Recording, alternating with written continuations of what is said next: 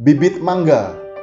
Suatu hari ada seorang pemuda sedang berlibur ke rumah neneknya di desa. Saat tiba di sana, setelah melepas rindu dan beristirahat sejenak, nenek menghidangkan sepiring irisan buah mangga yang menggiurkan warna dan aromanya. Wah, mangganya harum dan manis sekali, Nek. Sedang musim ya? Saya sudah lama sekali tidak menjenguk nenek, sehingga tidak tahu kalau nenek menanam pohon mangga yang berbuah lebat dan seenak ini rasanya, ujar si pemuda sambil terus melahap mangga itu. Sambil tersenyum, nenek menjawab, makanya sering-seringlah menjenguk nenek. Nenek rindu cucu nenek yang nakal dulu. Pohon mangga itu sebenarnya bukan nenek yang menanam. Kamu mungkin lupa, waktu kecil dulu setelah menyantap buah mangga, kamulah yang bermain-main lempar-lemparan biji mangga yang waktu itu kamu makan. Nah, ini hasil kekenakalanmu. Telah tumbuh menjadi pohon mangga dan sekarang sedang kamu nikmati buahnya. Sungguh, Nek? Buah mangga ini hasil kenakalan waktu kecilku dulu yang tidak disengaja? Wah, hebat sekali. Aku tidak merasa pernah menanam, tetapi hasilnya bisa aku nikmati setelah sekian tahun kemudian. Benar-benar sulit dipercaya. Si pemuda tertawa gembira sambil menyantap dengan nikmat mangga di hadapannya.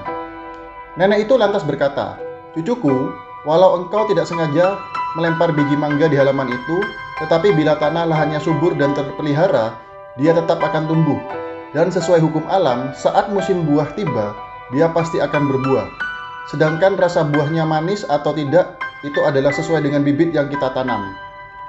Malam harinya, si pemuda merenungkan semua ucapan nenek. Karena merasa penasaran, diambilnya biji buah mangga sisa di meja dan dibelahnya menjadi dua. Dia ingin tahu sebenarnya apa yang ada di dalam biji buah mangga itu sehingga bisa menghasilkan rasa manis yang membedakannya dengan biji mangga yang lain. Ternyata dia tidak menemukan perbedaan apapun. Melihat tingkah si cucu, sang nenek yang diam-diam memperhatikan kemudian menyela. Cucuku, semua biji buah mangga jika dilihat dari luar akan tampak sama semua. Tetapi sesungguhnya unsur yang ada di dalam tiap biji buah itu berbeda. Perbedaan itulah yang akan menghasilkan rasa, aroma, dan warna setiap pohon mangga yang berbeda pula. Semua tergantung inti buahnya. Demikian pula dengan manusia, cucuku. Dari tampak luarnya, setiap manusia adalah sama. Tetapi yang menentukan apakah dia bisa berhasil atau tidak adalah kualitas unsur-unsur yang ada di dalamnya. Nenek pun melanjutkan wejangannya dengan nada lembut. Nah, ternyata alam mengajarkan banyak kepada kita. Maka bila ingin hasil yang baik, kamu harus memiliki unsur kualitas yang baik pula. Apakah kamu mengerti? Terima kasih, Nek. Saya sungguh bersyukur memutuskan datang ke sini. Semua ucapan nenek akan saya jadikan bekal untuk lebih giat belajar dan membenahi diri agar hidup lebih berkualitas. Ucapnya sambil memeluk tubuh rapuh sang nenek.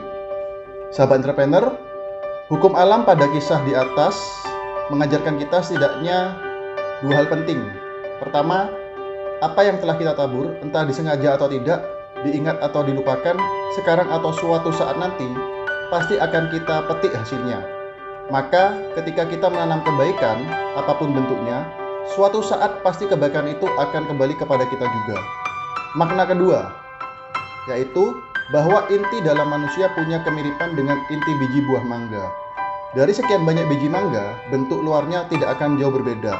Tetapi kualitas unsur yang ada di dalam inti buah akan membuat perbedaan rasa, aroma, dan warna si buah mangga kelak.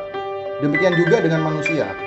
Kualitas mental yang terpatri di dalam dirinya lah yang membedakan dan akan menentukan keberhasilan kita di masa depan. Oleh karena itu, kita harus selalu berusaha meningkatkan kualitas dalam diri, sehingga dapat menjadi biji yang akan menghasilkan buah yang berkualitas dan tentunya memberikan manfaat bagi diri sendiri dan sekeliling kita. Untuk itu, mari kita memperbaiki sikap, memperhalus budi pekerti, menjaga kebersihan hati, dan selalu meningkatkan kemampuan diri. Dengan begitu, mental kita akan semakin kaya dengan benih-benih kebaikan yang akan tumbuh subur menjadi kebaikan bagi diri sendiri dan orang lain. Terus gali potensi diri dan tebarkan kebaikan. Maka kesuksesan sejati akan kita nikmati suatu hari nanti. Salam hebat, luar biasa.